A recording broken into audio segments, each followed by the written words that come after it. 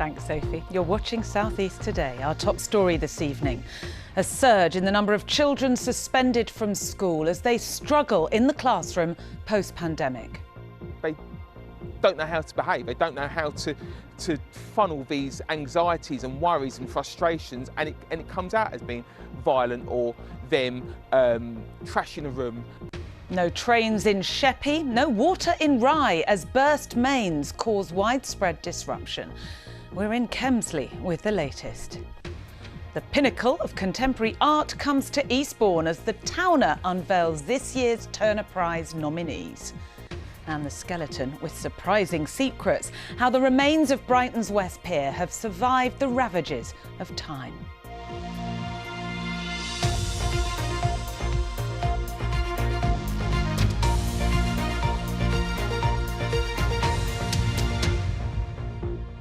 Welcome to the programme. I'm Natalie Graham. We start tonight with the dramatic rise in the number of pupils being suspended from schools across the South East.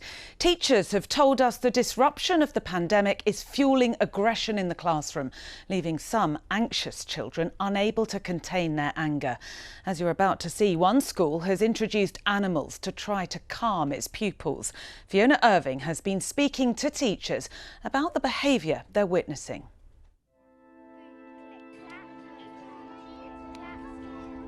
Is there a behaviour crisis in our schools? I've been kicked and hit by a child in my class. There's been a sharp rise in the number of pupil suspensions in the South East. Last year, our suspensions increased exponentially. Is classroom violence one of the legacies of lockdown? As a teacher, I found the last few years the most difficult of my career. Sarah Rees-Porter has taught in primary schools in the region for nearly 3 decades. She recently quit teaching. She says since lockdown, disruptive behaviour in her classroom has escalated dramatically. It's quite common for some teaching assistants to be hit and kicked. Obviously, we're not talking about all children, but for a significant minority, behaviour has deteriorated in a way that we couldn't have foreseen, but also I think it's been entirely underestimated by the government, by the powers that be outside education. If you look at the number of pupil suspensions in the South East, it paints a picture of bad behaviour in classrooms on the rise across the region. And for the head of one junior school in Gravesend, disruptive behaviour is a result of multiple lockdowns. They don't know how to behave. They don't know how to funnel these anxieties and worries and frustrations, and it comes out as being violent or them trashing a room. Since COVID, his school has brought in dogs and chickens to help children calm down and regulate their emotions. There was no socialisation going on. Children didn't have the opportunity to play. We were very, very good with our online learning, but actually, how much time is too much on devices, on laptops, watching TV? They're not used to playing with other children. They're not used to sitting for hours on end listening to a teacher, because they're able to just get up, do what they want. And that's what we're now seeing as a result of those 3 pandemic years. And whilst government funding has focused on children catching up academically after the pandemic, the Teachers' Union says schools are desperate for more support and better services to tackle bad behaviour. We are seeing a crisis in relation to children's mental health, and many of those services have frankly disappeared, leaving schools, leaving teachers and head teachers having to deal with the problem at the chalk face. And frankly, there is insufficient support available to schools to address the scale of the problem. In a statement, the Department for Education says that staff well-being is a crucial element of the commitment to recruit and retain more teachers, and that it's investing over £50 million to test new approaches to deliver specialist support to children vulnerable to serious violence. And as teachers look for ways to improve children's mental health, this surge in pupil suspensions, this increase in bad behaviour, exposes the challenges facing a generation of post-pandemic kids who are still struggling to get back and stay in school. And Fiona's with us in the studio now. And Fiona, each of our council areas has seen a rise in school suspensions. Yes, Natalie, the figures from the Department for Education tell a similar story across our region. In Sussex, in the year before the pandemic, there were nearly 11,000 suspensions. By the first full school year with no lockdowns, that was up to over 13,500. In Kent and Medway, there were just over 14,000 suspensions in the 2018 school year. By 2021, this increased to more than 16,500. And it's the same for Surrey. More than 5,700 suspensions in the school year before COVID. This was up by 39% to just under 8,000 by the 2021 school year. But interestingly, the exclusion rate is very low, and the government's behaviour advisor says that when used properly, suspensions are a good strategy at giving pupils a wake-up call and avoiding permanent exclusions. The national average just now is, I think it's 0.08%. It's an incredibly low number of students who are permanently excluded from school. So in a way, I mean, the right number of exclusions and suspensions is when a student needs to have one. So I'm not too worried about exclusions because exclusions are very, very low. And suspensions going up, well, again, suspensions might just be the schools doing what they have to do in order to keep children safe in schools. It's also worth pointing out that Tom Bennett has visited hundreds of schools in his role for the Department for Education, and he says he's generally optimistic and says for the most part children he meets are agreeable and kind. And you can find out more detail on school suspensions where you live by going to the BBC website at bbc.co.uk/Kent, Sussex or Surrey. Natalie. All trains were cancelled between Sheerness and Sittingbourne for nearly 10 hours today after a burst pipe sent water gushing onto the track at Kemsley. Some homes in the area were left without supplies and the local doctor's surgery had to close. In Sussex, a separate problem left the taps in Rye, Winchelsea and Camber running dry, with around 400 homes left without water. Here's Simon Jones. A flood on the tracks at Kemsley, water everywhere. With the power supply hastily shut off, it meant no services at all on the Sheerness line, cutting the Isle of Sheppey off from the rest of Kent on the rail network. Passengers forced to take the replacement bus left fuming about the flood. I was going to visit my mum in hospital in Canterbury, and she's waiting for me since the morning, So I said I'll get 10:47 train, came here, and it was told by bus. So now we're sitting on the bus and now the driver saying 11:47 he's going to leave from here. This is a constant permanent with South Eastern. They just neglect the Sheerness branch to Sittingbourne all the time. I've lost about £500 worth in work this year because of how bad their trains are. South Eastern apologised to passengers but pointed out the problem came from a southern water pipe. Engineers were drafted in to find the leak and fix it, but it wasn't just rail services affected. This is the scene that faced staff at the local doctor's surgery this morning. They feared it would flood, but with the water supply inside shut off, they had to take drastic action. Because we haven't got any toilet facilities, fresh water, we're open but we can't see patients face to face. How big a disruption is it? We've had to cancel all our nursing appointments. Southern Water insists it took prompt action. We're really sorry for the wider impact to the customers that had their travel disrupted through the morning and throughout today. We're really, really sorry for the impact that's caused people for getting to work, school or whatever their need for travel is. The reason for the burst is we do not know yet, and that's something we need to investigate. There are about 50 different types of reasons why a pipe can burst. 50 possible reasons, but hundreds of passengers affected by water on the line. Well, Simon's at Kemsley now. It looks a bit drier there, Simon. How are the trains looking tonight? Yeah, trains started running again at about 3 p.m, but it took quite some time to get to that point, fixing the leak, clearing the water off the track here, making sure the power supply could be safely restored, making sure the track hadn't been damaged. But it's not just this area that has had big problems with water. In the Rye, Camber and Winchelsea areas this evening, around 400 homes are without water. Southern Water says it's been delivering bottled water, and another 1,500 homes experiencing intermittent supply. The company has once again said sorry.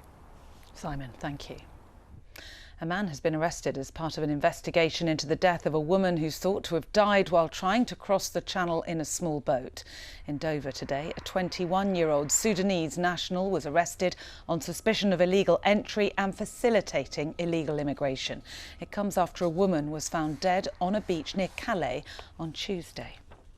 A theatre and library in Surrey have closed because of concerns about crumbling concrete or wrack in the building. Inspections are being carried out at Redhill Library and the town's Harlequin Theatre. Reigate and Banstead Borough Council say this week's performances have been postponed.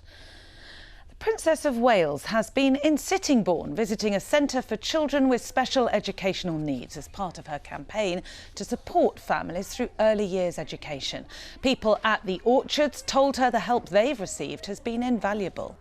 I think there is a genuine interest as well. I feel that when you're even talking to her and she's asking those questions, she does genuinely care and wants to sort of highlight all of these needs that are in the community. So I think it's really good, and however it can be promoted, it should be. It's a service that is under-recognised and it's very well needed. Now, a GP practice which runs 4 surgeries across mid-Sussex has been rated inadequate and placed in special measures. The Care Quality Commission said Modality Mid-Sussex didn't have enough capacity to meet demand for appointments and didn't have a good grip on managing patients' medications. The practice insists it has an action plan and says improvements are already being made, as Victoria Bourne reports. Please hang up and dial 999. Our phone lines are very busy and we will answer your call as soon as we can. Struggling to get a doctor's appointment is a common problem, but for thousands of people in Burgess Hill, Crawley and East Grinstead, it's such an issue their GP surgery has been rated by inspectors as inadequate. It can take 2 to 3 weeks to get through, and you'll be number 9 in the queue. Sarah Cookson's husband has a serious heart condition. She was so fed up, she started a petition which has been signed by more than 1,000 people. Horrendous, nightmare, because you're sick. Some people got cancer. The frustration is the same. But I think also the other side of the coin is there's nowhere else for people to go. But it won't end until somebody says they've got to go. The report from the CQC found that patients were unable to access services in a timely way. Patients' health was not always monitored in a way that ensured the safe prescribing of certain medicines. And the practice did not have enough suitably qualified, competent, skilled and experienced staff to provide the regulated activities. When a GP surgery like this is placed into special measures, it means that it's been deemed to have significant problems with the quality of care it provides. Specific interventions are then set to make significant improvements within a reasonable amount of time. All those patient safety risks about medication and monitoring have all been tackled. All those patients have been spoken to or addressed. So in terms of immediate harm, that's not there. You know, we want to reassure patients that we are safe and operating in that way, and we're actually going to, our aim is in the next 6 months, we want to be the top performing practice in the area. But not everyone we've spoken to is convinced. Because it is a failing practice and there has been some fundamental failures in terms of provision of doctors, provision of appointments, it's very difficult to see how it can improve from that. We would like to see a properly functioning local GP practice. We've come to the conclusion that we don't believe that can be delivered by Modality. The current ownership of the practice doesn't seem to be capable of delivering that. That was Kevin Gallagher from Crawley Downs Action Group ending Victoria's report. Well, she can join us now from outside one of Modality's surgeries.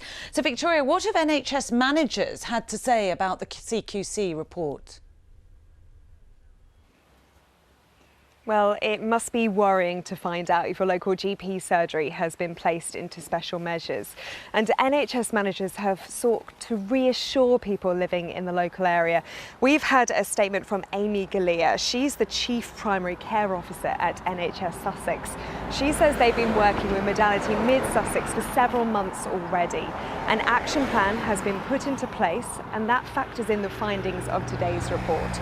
She says some progress has already been made and that they will continue to work together to deliver safe, high-quality care to all of the patients living in the area. Victoria in East Grinstead, thank you.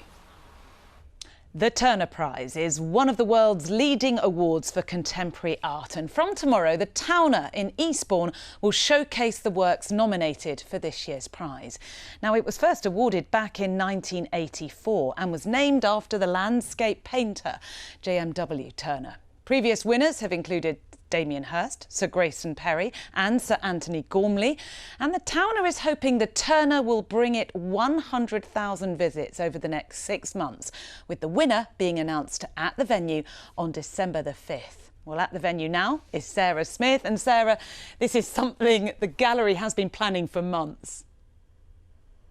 Yeah, because they found out they were hosting the Turner Prize well over a year ago. It goes to a non-Tate gallery every other year. And then in April, those shortlisted artists were named. So since then, they've been working out how their pieces can fit into the space that they've got here. Because, of course, with the Turner Prize, you don't just clear a bit of wall space and put up some paintings, but now everything is in place. There are 4 rooms here, one for each of those shortlisted artists, and it opens to the public tomorrow, but today we were allowed to take our camera in and have a look around. It just has to be the Turner Prize. So many objects which you might recognise, but arranged in a fashion that takes our everyday understanding of them away. 4 artists are on the shortlist. The common themes are reflections on exclusion and injustice. For some of us, that takes some working out. But Ben Burbridge is from the University of Sussex, chosen as the Turner Prize's education partner, and he explains how it's done. So Jesse's work, for example, there's lots of barriers, right, which is a starting point. There's barriers, there's Union Jacks, and so from then you can begin to piece together something about policing, containment, Britishness. And yet these barriers aren't doing the work they would normally do. They seem to have kind of sprouted legs and they're running off across the gallery. So within these kind of symbols of control, they suddenly become these kind of slightly anarchic, playful, joyful things. And I think anyone can do that. I think you kind of take the time to think, well, what are these things? Would they normally be used for? What's happening to them here? And then very quickly you find yourself getting your head around what's going on within the installation. In Barbara Walker's room, the meaning is quickly clear. These are the faces of those caught up in the Windrush scandal, told after arriving here decades earlier as children that they needed documents to prove they belonged. If it's not the intensity of the expressions which grab your attention when you walk into this room, then it's the sheer scale of these murals, and they're sketched directly onto the gallery walls.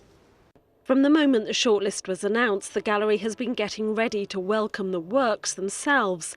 Now they want to welcome all of us, not just those already invested in contemporary art, to come and have a look. I always say that you don't need to be an expert on contemporary art to come to the exhibition. The best thing that you can do is come with an open mind and spend some time with the artworks. If you know nothing about contemporary art, you're still going to be able to see some incredible things in the exhibition spaces. We have sculpture and drawing, we have film, performance, painting and drawing. And you don't need to be an expert. These are 4 really different artists. You may not get on with all of their practices, but there may be something here that you will like. So if you've even got a kind of passing interest in contemporary art or want to be part of this kind of cultural event, then this is it's a really good opportunity to experience this work. And it's free to come in, so if you hate it, you can walk away. Head to the beach instead. The hope is you won't want to. Well, Joe Hill is the director and CEO at the Towner Eastbourne. And Joe, after all those months of preparation, how do you feel seeing everything in place? Well, it's just a huge relief. I mean, it's an enormous amount of work in quite a short period of time. I mean, a normal exhibition might take 3 years to plan. This one, we know the shortlist 6 months after, and we've got to put this exhibition together. So the team have done an amazing job and it looks fantastic. And you've always been clear when I've spoken to you about this before that you want it to be part of the town rather than just in the town. Well, I think the gallery's always tried to work outside of the walls of the building, but with this project we've gone really to town, and we've worked with the Arts Council and their Place Partnership Fund, and we've put artwork throughout Eastbourne in the shopping centres, the high street, public spaces, as well as sort of community centres and things like that. It's a really fantastic programme that is almost like a small city of culture happening in Eastbourne. Now, the big night as far as the Turner is concerned is in December when they announce the winner, and before we've had Madonna, Yoko Ono have given out the prizes. Any clues as to who might be here then? I'm afraid you might have to wait. That's going to be a bit of a surprise, but it's a really exciting moment for Eastbourne, and we can enjoy it right through the autumn and into the winter. It's going to be fantastic. Oh, Joe, it was worth a try. I was hoping you might tell me, but it opens to the public tomorrow, as I said, and as we also said, it's free to get in. It's always worth a try, isn't it? Sarah and Joe in Eastbourne, thank you. Now, prepare to get up close with Brighton's West Pier for the first time in nearly 20 years. The structure was, of course, reduced to an iron skeleton after 2 devastating fires and is now considered too dangerous to access. But a conservation group has been able to study the ruins in detail, and to their surprise, they found many of its original features are still intact. Piers Hopkirk has the story.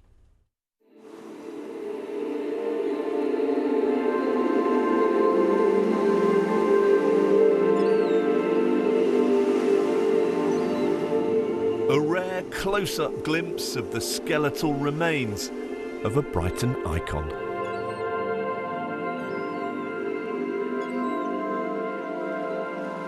Here amid the rust and decay, hints of the splendour that once stood here. It's astonishing how beautiful it still is. I mean, obviously, in some ways it's very sad too, because it is a skeleton. But it's amazing that it does still look as good as it does.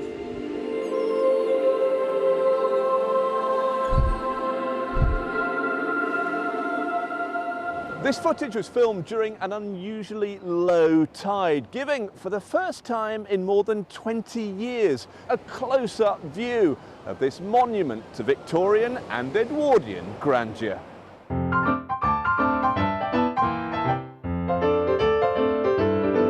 Opened in 1866, the West Pier stood as a marvel of engineering ingenuity, a symbol of our growing love for being beside the seaside. Time, though, was to take its toll. A series of devastating fires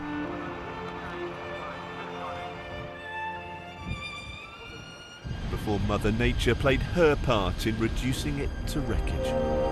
But even among that twisted metal, a reminder of the beauty that once stood here. Well, of course it is an old pile of old metal, absolutely it is, but what a magnificent pile of old metal. The twisted ironwork, the absolutely fantastic fancy railings, the staircase that was used in the 1860s for people to go from the pier to paddle steamers. All of that detail isn't revealed from the beach, but it is revealed by drone footage. It shows, I suppose, the supreme confidence of those Victorian engineers and designers, and very cutting edge at the time. And so, in a neat circle, our new technology shines a light on the old. Piers Hopkirk, BBC South East Today, Brighton. Piers on the Pier. Now, one of the many advantages of this lovely new studio is that Nina and I have been reunited. Another advantage, Nina, is that you can showcase all our wonderful Weather Watcher pictures. Amazing Weather Watcher pictures. I'm surrounded by Weather Watcher pictures and really helped by the stunning Sussex scenery today. It was a little cloudy for some of us this morning, but the cloud broke up. We saw some sunshine, and in the bright skies, well, temperatures really have reached around about 22 degrees. So another warm afternoon. It will stay mild for the next couple of days, and for tomorrow we're expecting a bright and a breezy day. Through this evening, potentially picking up a little more cloud. There is a weak weather front to the west of us, and that could just bring a scattering of showers through the first part of the night. But by dawn, that's cleared, and temperatures will start the day at around about 12 degrees. So some clear skies first thing, some sunshine for tomorrow morning. There will be slightly more cloud as we go through the day into the afternoon, but still keeping those bright spells. And the winds are coming up from the southwest, so continuing to pick up that mild air. And so temperatures for tomorrow, maybe not quite as high as today, but they are still above average at 19 to 20 degrees. And then as we go through tomorrow evening, the cloud continues to thicken. and possibly a little bit of patchy and light rain will move its way through. It is incredibly mild on Friday morning. Temperatures more like our daytime values at around 14 to 15 degrees. And through Friday morning, continuing with this feed of cloud and some patchy outbreaks of rain. It's showery rain and it will move to the southeast. So by Friday afternoon, it's drier and it's brighter. We're finishing the day with some sunshine and those temperatures sticking in the low 20s, 20 to 21 degrees. As far as the weekend forecast is concerned, well, Saturday picks up with high pressure. A weak weather front just heading towards us on Sunday. It's not very active, so just perhaps introducing a little more cloud. I think much of the weekend should be dry and bright, but probably on balance, we'll have more sunshine on Saturday, still with those strong winds. You can see how there is some rain tied in with that weather front, but as it heads towards us, it does really weaken, and by Sunday just introducing that band of cloud. And even into next week, no signs of any real significant rain. If we pick up on that forecast through Sunday, Monday and Tuesday, you can still see it's dry and it's bright with those temperatures above average. In the short term, bright and breezy for tomorrow. We may see a little bit of cloud and rain on Friday morning before that clears away. So it's a pretty settled outlook overall, Natalie. Some sunshine for you. Summer is not done with us yet, is it, Nina? Lovely to have you back in the studio, in this lovely new studio. Hope you enjoy it as much as we do. Thank you very much for watching. Ellie will be here after the national news at 10. Bye-bye.